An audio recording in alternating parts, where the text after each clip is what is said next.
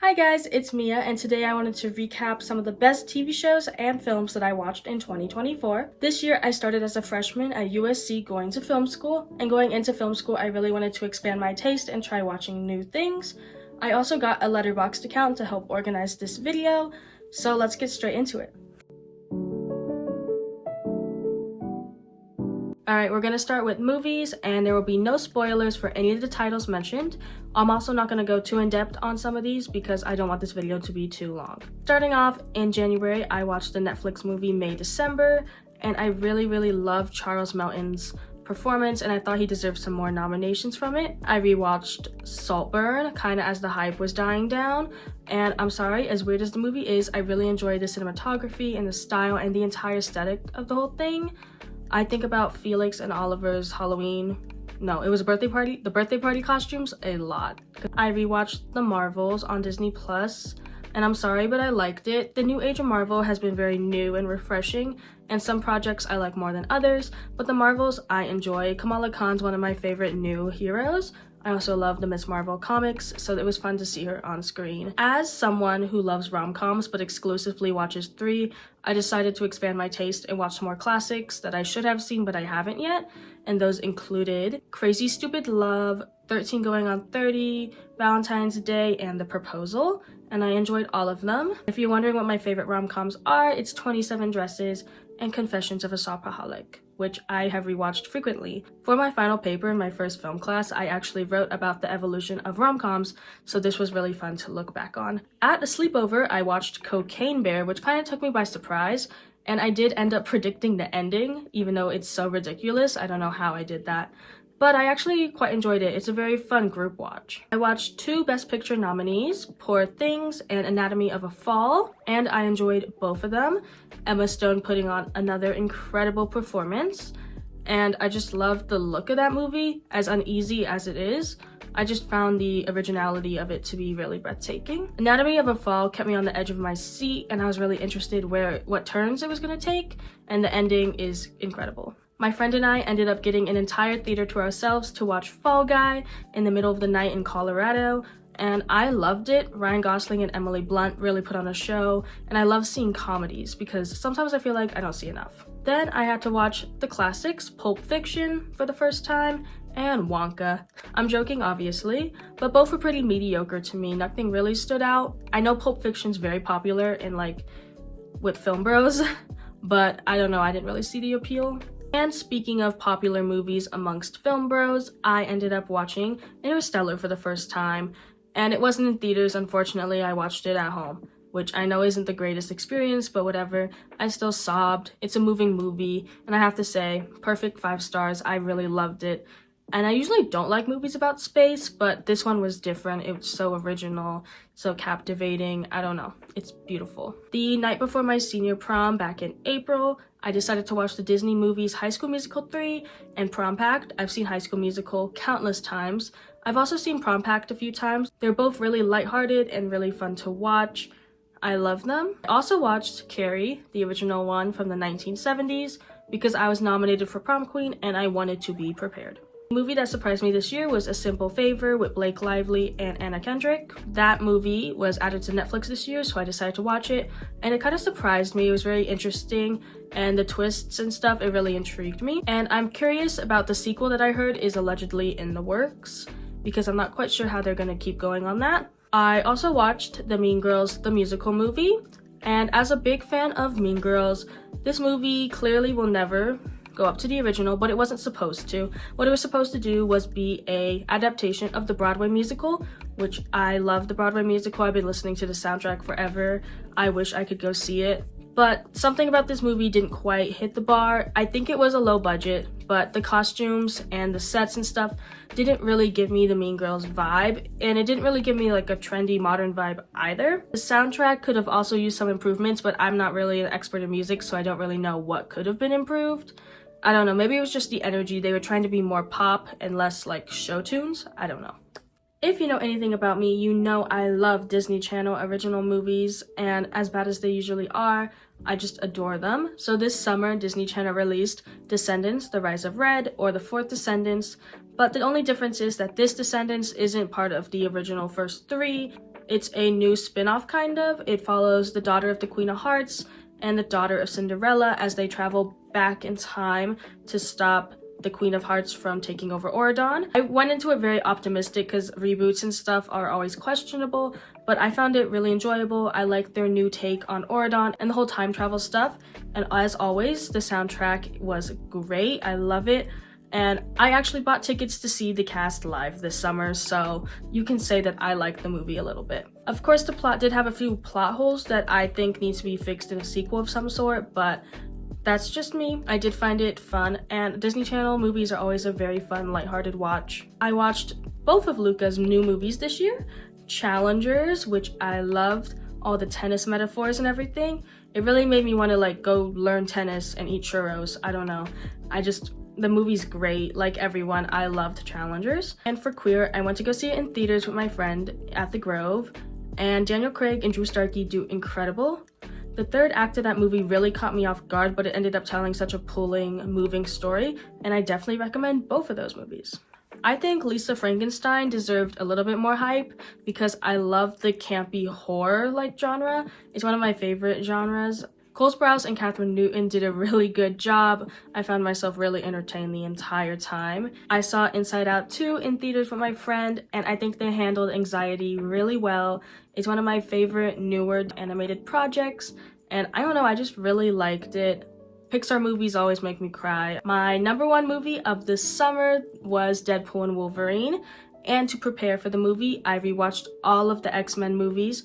I'm a huge X-Men fan. Over there, I have a whole collection of pop figures and comic books. My favorite characters are Scott Summers and Jean Grey. So I went to go see Deadpool and Wolverine opening weekend, and it was just a great theater experience. All the cameos and everything. If you haven't seen it, go see it. I don't know. I just love X-Men, and I think this movie did a really fun job. Everything about it. The soundtrack's one of my favorite parts, actually, and the comic accurate costumes was just so fun to see. I was really surprised that a Marvel movie was actually able to exceed my expectations for once. And to go back in time, my mom really wanted me to watch this movie called Less Than Zero from the 80s starring Robert Downey Jr. And for some reason we couldn't find the movie anywhere on streaming, but we ended up finding a DVD copy of it at a store, so my mom bought it and we watched it. And it's a really good movie. I love 80s movies. For some reason, I've never heard anyone talk about this. It handles drug abuse and substance abuse very well. Why does nobody talk about the movie Babylon? It was directed by Damien Chazelle. I'm pretty sure that's how you say it. He also made La La Land, my favorite movie of all time, and Whiplash, which I watched later this year. We'll talk about that later. Babylon was really good. For some reason, I've also never heard of it, but I saw it and I watched it and I loved it. I loved how it talked about the evolution of Hollywood, which is something I'm studying right now, but also I just thought it was really beautiful, and Margot Robbie, as always, does an incredible job. Then I watched another Oscar-winning movie, The Whale. I really liked it, and I think more people should watch it. I heard very little about it like outside film discourse, but I think it's a very heartwarming, well, not really heartwarming, it's a very sweet movie. It's a really heavy topic, I feel like. I worded that poorly. Then the week before I moved out of state to go to college, I decided to watch the movie Coda. Coda was a Best Picture winner at the Oscars, but it was also just an incredible story. It's become one of my favorite movies now. Coda tells the story of a hearing girl who was born in a family of deaf parents and a deaf brother, and how she navigates her life and graduation and achieving her dreams. And it's just such a great story to tell. It made me sob. I love seeing deaf representation on screen because I actually have a mild hearing loss, and it's just really cool to see sign language on screen and all of that, and it really warmed my heart. Randall Park's directorial debut, Shortcomings, deserves more appreciation. I thought it told a great story, and it was a great representation of being Asian American, and I always love seeing more Asian representation on my screen. Then once I was in LA for college, I got the opportunity to go to my first early screening for a movie, and I went to go see Speak No Evil with James McAvoy. It's actually a remake of a foreign film, so I've never seen the original, but based off of this version, I really liked it. The ending was freaky. The whole movie was actually really unsettling, but that's what made it all the more fun because it is a horror movie. In film class, I got to watch the 2017 Best Picture winner, Moonlight, for the first time, which really made me realize that I really haven't seen some of the best movies out there. The movie is really incredible and I enjoyed it. Splitting up the movie into 3 parts to show a boy's life is very moving, very captivating, and the actors just put on a really incredible, convincing, real story, which I appreciate. Going back in time again, the movie Last Year at Marienbad is a 1960s movie, and I had to write 2 papers on it for my film class. The movie is in black and white, and there was essentially no plot and little to no dialogue, which makes it very confusing, but at the same time, really good.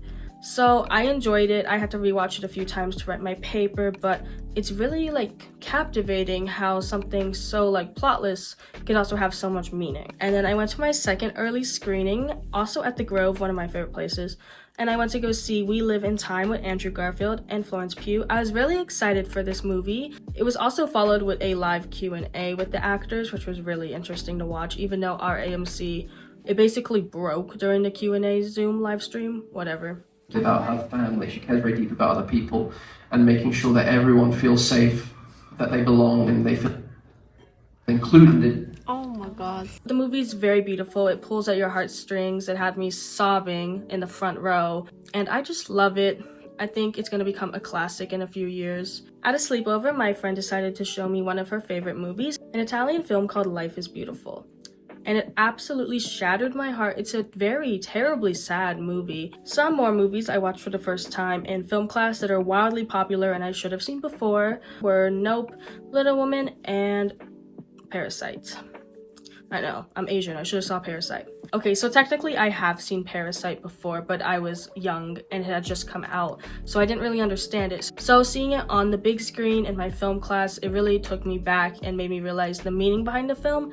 And it's very sad, but it's also very scary, and I just think it's incredible. All of the shots, everything about that movie, it definitely deserved that Best Picture award. Little Woman is a great display of Greta Gerwig and the cast's talent. I love Greta Gerwig. I've rewatched this movie 3 times since I was first shown it, and I just love it. I love the story of Little Woman, and Greta Gerwig does great in every project, so I loved it. And then Nope. I love Jordan Peele films as well. I've seen all of his films. It tells a deeper meaning than meets the surface while also being terrifying. And this set was really cool. I actually got to see the set on the Universal Studios tour, so that made this movie feel all the more real. Now, I don't know if I consider concert films real movies, but I am gonna go on a slight tangent and talk about Olivia Rodrigo's Guts World Tour movie. And I was actually lucky enough to get invited to the red carpet premiere of this movie by Olivia's team, and it was just so much fun. I've been a big fan of Olivia Rodrigo for a very long time. I was on the Instagram live stream when Driver's License was first released. I love High School Musical, the series. So this night was really special to me. So I got to see an early screening of the film. I got to see Olivia Rodrigo. I got to meet really cool people and walk on my first purple carpet. It was like a dream come true. My whole life I've always dreamed of going to a movie premiere, so going to Olivia Rodrigo's for my first one was incredible. I'm so unbelievably lucky. I really appreciate the invite. It was so much fun, and I feel like I talk about it a lot, but I haven't really talked about it in a video, and the premiere was very well done, so good job, Netflix. I'm so excited for you guys to watch my film. I'm really proud of it. And I just want to thank everyone at Netflix for making this happen. This is my dream, and I'm so happy that you guys are here to see it tonight. So hope you enjoy it. Hope the popcorn's good. And yeah, I love you. Thanks for coming. Back on track. The movie Out of My Mind premiered on Disney Plus pretty later in the year, but it is based on one of my favorite books that my aunt got me. The movie is very heartwarming and tells a great story. And I love the representation of cerebral palsy, and they got an actress who does have cerebral palsy, which was really cool. They did a really good job of adapting it on screen. Then I went to 2 more early screenings and I got to see Y2K and My Old Ass. For my Y2K screening, I got to do a Q&A with Kyle Mooney and Evan Winter, the writers and directors. The movie's based on what if Y2K actually happened and technology turned against humans, and it's the perfect definition of comedic and scary and campy all mixed into one, and I adored it. On the other hand, My Old Ass is a coming-of-age comedy, and at my early screening, Megan Park, the director, was there, and she gave a lot of insight about the movie, and I think it tells a really interesting story. I think it's a great movie to watch if you are going from high school to college. And time for some more wildly popular movies I should have seen before. Whiplash, made by the same director who made La La Land. Of course I had to watch it. Miles Teller does an incredible job, so does J.K. Simmons. It's a really sad story, but the movie's so well done. I was just amazed by every shot. Call Me By Your Name is a disgusting story, to say the least, but once again, the movie is done very well. It is a Luca movie. I don't even know what to say. Timothée Chalamet does great in his role. It's a great movie, very pretty movie. And Lady Bird, another Greta Gerwig movie. I love Lady Bird, another great movie to watch if you're going from high school to college.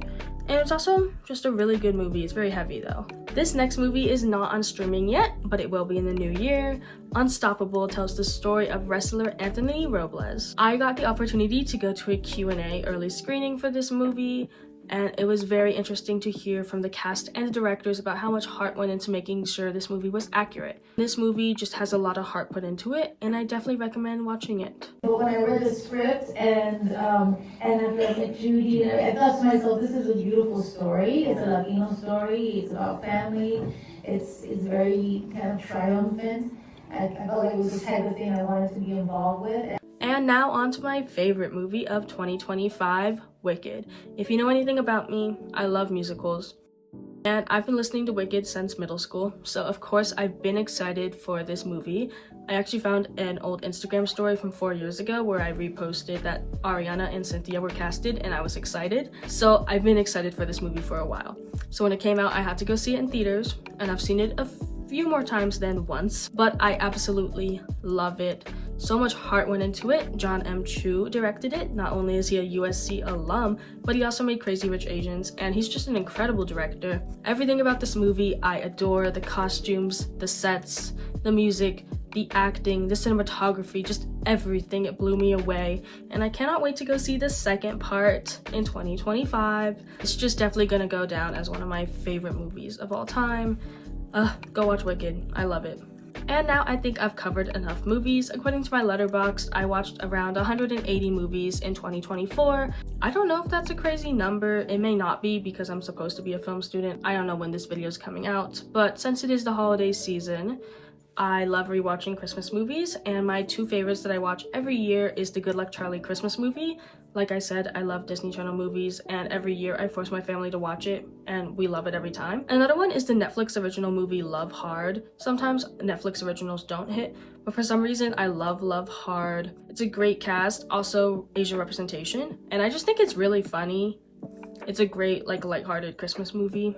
And to segue into TV shows, a TV show I watch every holiday season is Dash and Lily. I think Midori Francis and Austin Abrams put on a really great show, and it's so cute and it's so festive. Anyways, let's talk about some of my favorite TV shows that I watched in 2024 now.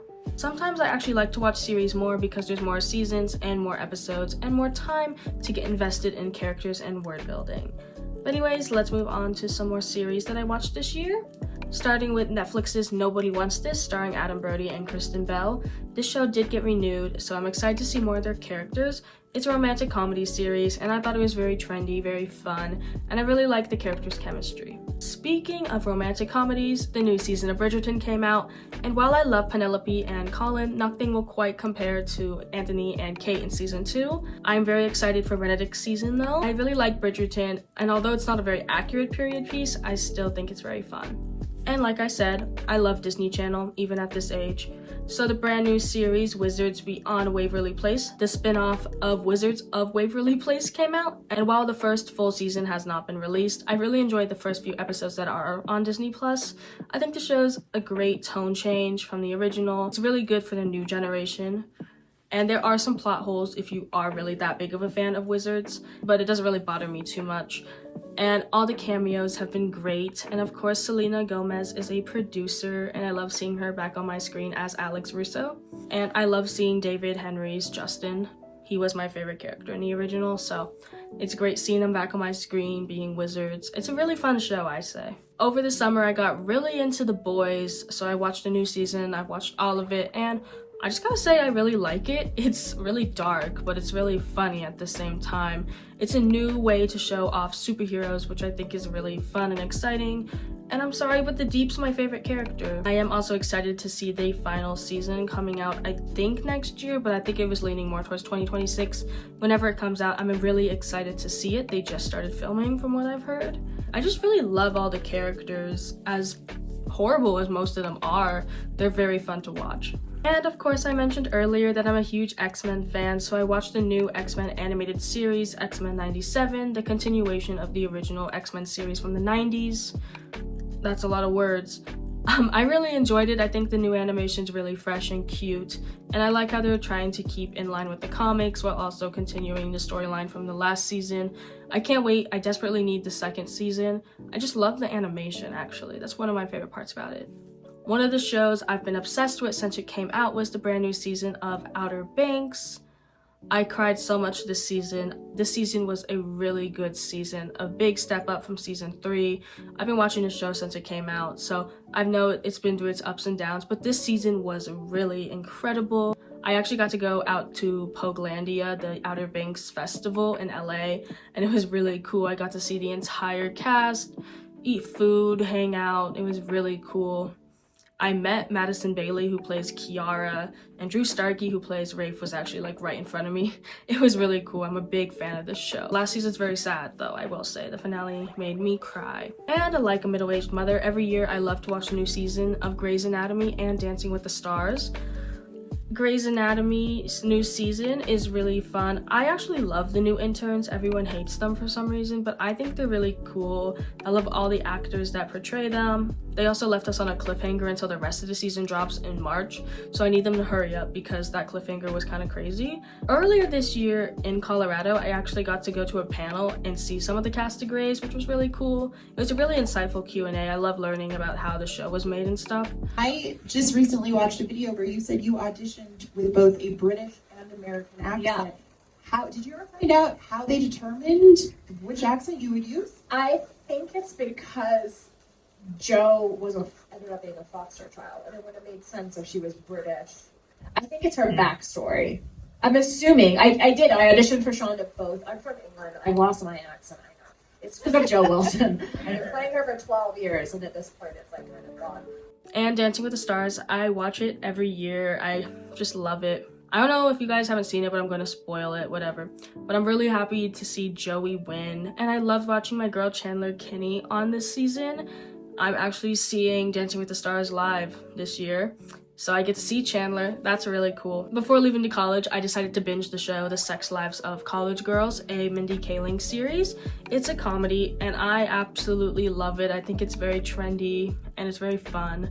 And I like the diverse cast and everything. I've been watching all the new episodes every Thursday. I think the show is so funny and so entertaining, and I'm not even sure why. It really, since it's made by Mindy Kaling, it really reminds me of Never Have I Ever, which I also really enjoyed. In November, I had the opportunity to go to the premiere of the brand new series Cruel Intentions, now on Amazon Prime.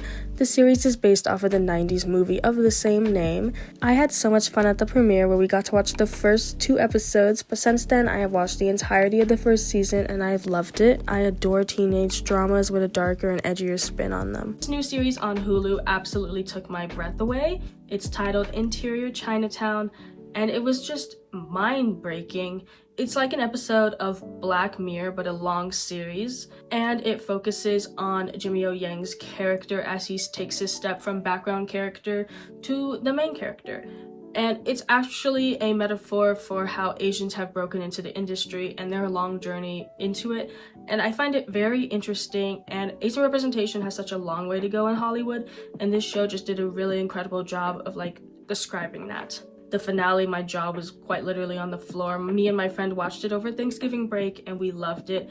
I rewatched it with my dad and he loved it. I definitely recommend it. It's a very short series. Go watch it on Hulu. This year, I also made the commitment to sit down and watch the entirety of Gossip Girl start to finish, and I loved it. People have been recommending it to me for years, saying that's something I'd like, and they were right. It's everything I love put into one show. The New York aesthetic, the rich kid aesthetic causing drama as they go around New York, is everything I needed in life, and I absolutely love it.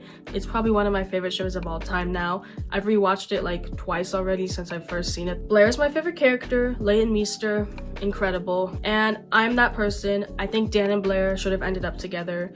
They're my favorite couple from that show. I just love them. I also love Nate. Nate's also one of my favorites, but I think he probably should have ended up single. There's a bunch of spoilers. I'll go back and write Gossip Girl spoilers. And I do gotta say, the ending, I'm not a big fan of. Like most people, I didn't really like the last season. I don't think Blair and Chuck should have ended up together. And I don't think Dan should have been Gossip Girl. It doesn't make any sense. I've read all about the original ending, and they probably should have kept it. Eric makes way more sense. I still really enjoyed the show, and it's definitely my favorite show that I watched in 2024. And that concludes all the TV shows and movies I watched of 2024. Be sure to drop some recommendations you guys think I would like in the comments, and maybe I'll get around to watching. And if you made it this far, thank you guys so much for watching, and I'll see you guys next time. Bye!